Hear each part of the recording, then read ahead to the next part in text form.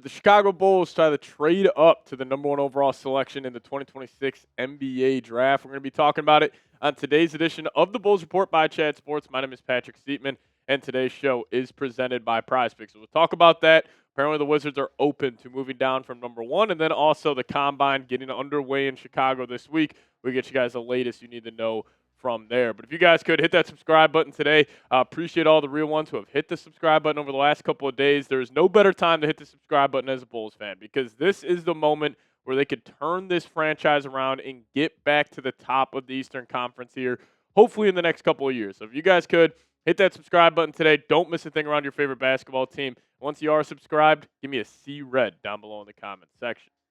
All right, so it was NBA insider Jake Fischer, connected with Bobby Marks, got some good sources. Said this same winger told me directly that the Wizards will at least consider trading down.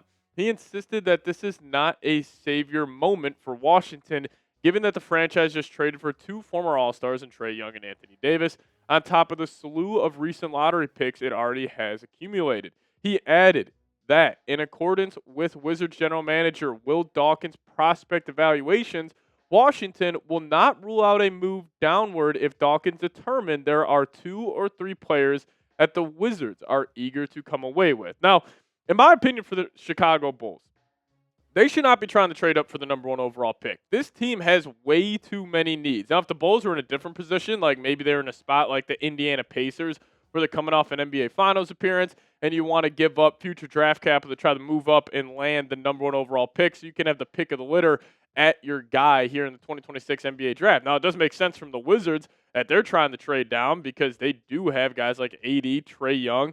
Maybe they think they could get a future draft capital, keep on reloading here, but still get a good player if they stay in the top four. But from the Bulls' perspective here, you should just sit and pick at number 4, and whichever one of these big four falls to you, you just take that guy. Because, listen, I do think Dembonsa is the number one player in this year's draft class. I think he could be really special. I think he could be kind of be like a juiced-up Paul George. But if you are the Chicago Bulls, each four of these guys are probably pretty similar on your big board. Like, there's not one like Victor Wembanyama or Cade Cunningham or Anthony Edwards in this year's draft class where they are head and shoulders the best player. All four of these guys, like, you can make a case that each of these prospects could be the best player in this year's class. Like, if Caleb Wilson ends up being the best player, I would not be shocked. If Cam Boozer ends up being the best player in this year's draft class, I would not be stunned as well. And same can be said with Darren Peterson and A.J. Dembonsa. But all four of these guys are generational prospects. If you are the Chicago Bulls, one, you are not in the position to give up future draft capital to move up, but even pick number 15, like if it's pick number 15, pick number 4, the move up to number 1, I don't think the Bulls should even consider that, because all four of these guys, like, they could truly be franchise-altering prospects. And here are my ceiling comparisons for all of these guys. So, like, best case scenario, here are what all four of these players could look like in their NBA careers. Darren Peterson, for me, kind of reminds me of Kobe Bryant. I know throwing around a Kobe comparison feels insane. He could also be more of like a smoother Donovan Mitchell, where Donovan Mitchell is fantastic, but don't really think he's got the best feel and, smoothness in his game, where Darren Peterson has that. Reminds me of Kobe, an elite athlete, an elite jump shooter. Even Peterson, though, early on stages of his career, is already a better shooter than Kobe was when he was coming out of high school. A.J. Dembonsa reminds me of a juiced-up Paul George, where Paul George, like, before that leg injury, Paul George was going to be a top 5 player in the NBA for the next 10 seasons. Obviously, injuries derailed his career, but he kind of reminds me of that super smooth, big wing who's a good athlete. Now, is he the defender that Paul George is? That's probably the biggest question mark with Dembonsa. But then Cameron Boozer, kind of tough to come up with a comparison for him. Maybe a high IQ Paolo Banchero, maybe a juiced-up Al Horford, and then Caleb Wilson reminds me of Kevin Garnett. Like, that's why if you're the Chicago Bulls, you land any four of these players, you are feeling great about the future of your franchise. So for me personally, don't trade up to number 4. Just take whoever the first 3 teams don't take, and you'll be landing a very, very good player here that could turn this franchise around. Then you also get another good player at pick number 15. Hopefully it's Mara, or maybe it's Jayden Quaintance. But we'll talk about those guys coming up. But you guys let me know. Chime in for me. Should the Bulls trade up for the number 1 overall pick? Give me a Y for yes or give me an N for no down below in the comments section. Now, I do want to give a massive shout out to our good friends at PrizePicks. And if you guys use promo code HMA, we'll hook you guys up with $50 instantly in lineups when you play your first $5 lineup. PrizePicks is the best place to win cash while watching sports. The app is incredibly easy to use. All you have to do is pick more or less on a few player stats and lock in your lineup. Prize Picks is available in most states, including California, Texas, Florida, Minnesota, and Illinois. And Prize Picks makes watching my favorite sporting events that much more enjoyable as I follow my lineup throughout the entire game. Or you guys can follow a lineup throughout the entire season. For football, rookies, they already have some season-long projections for you guys. Mendoza, Jeremiah Love, and Jordan Tyson. So get in on the fun at Prize Picks. And also they have a feature where you guys can follow your friends and others on the app like you would on any social media platform. You guys can follow me over there at Pat Sieps to see all my lineups there. But sign up for Prize Picks with code HMA. Get hooked up with $50 in lineups instantly when you put your first $5 lineup. Hit that link down below in the comment section and description of today's show.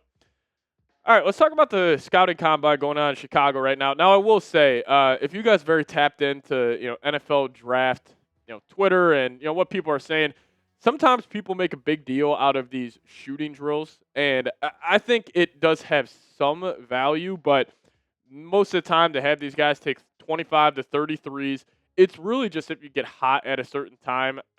I don't like putting too much stock into it, but I will put a lot of stock into just the measurements. So let's dive through a couple of the top guys here. So Cameron Boozer at the combine came in at just under 6'9". He's got a huge wingspan, almost 7'2", standing reach of 9 feet, and then he's also a mammoth of a human being. He's 252 pounds, so he is physical.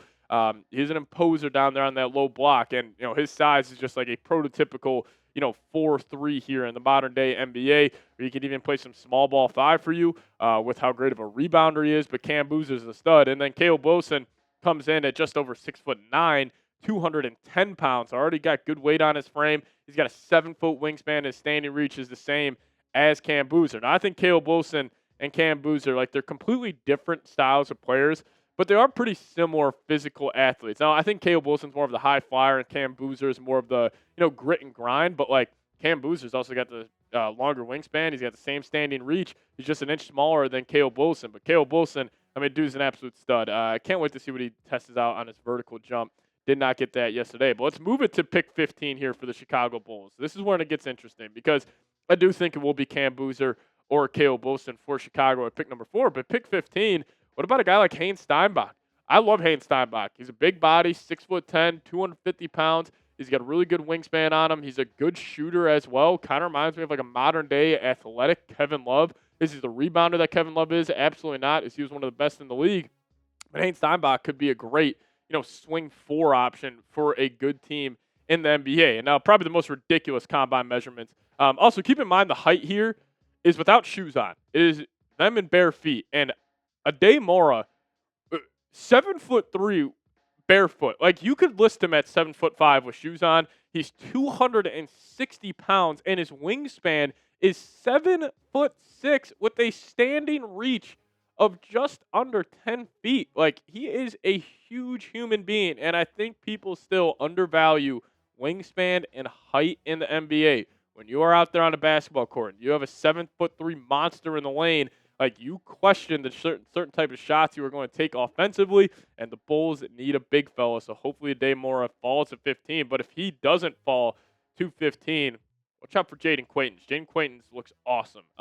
He is huge, 6'9", 253 pounds. His wingspan's ridiculous, just over 7'5", and a standing reach of 9 feet and 1 inch. Jayden Quaintance, obviously doesn't have the same height that Mara has, but he's more physically imposing on that low block. And also I like his motor a lot more. Again, that's the one thing with these big guys I'll hammer the table for is motor. If you don't have that, extra twitch, or if you don't have that extra chip on your shoulder, sometimes big fellas can fall out. You take Jahlil Okafor, for example. Now, I do think the game changing in the NBA kind of, limited his potential in the league, but he didn't have a great motor. A guy like Quaintance does, and I even think Aday Mara has good motor as well. But speaking about motor, Mo Johnson, this guy's an absolute physical freak. He was awesome for Michigan this past season, kind of doing all the dirty work, 6'9", 250 pounds, wingspan 7'3.5", and a standing reach of almost 9 feet. Now, if I'm the Chicago Bulls, let's just say kind of doomsday scenario here. Aday Mara, Jayden Quaintance are off the board, and you're sitting there at pick number 15.